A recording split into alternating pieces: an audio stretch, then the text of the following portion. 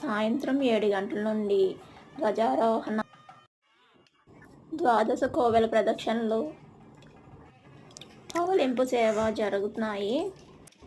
ఇక్కడ కోలాటం కూడా చేస్తున్నారు. నేను మా ధృతి కూడా చేశాము. పళ్ళు పలారాలు సమర్పించారు.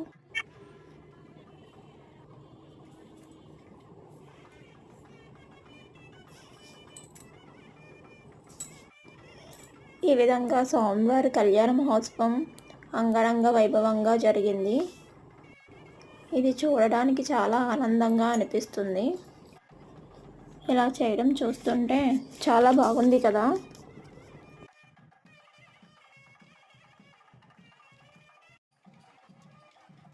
మీకు ఈ వీడియో నచ్చినట్లయితే లైక్ చేయండి, షేర్ చేయండి, సబ్స్క్రైబ్ కూడా చేసుకోండి. Thank you.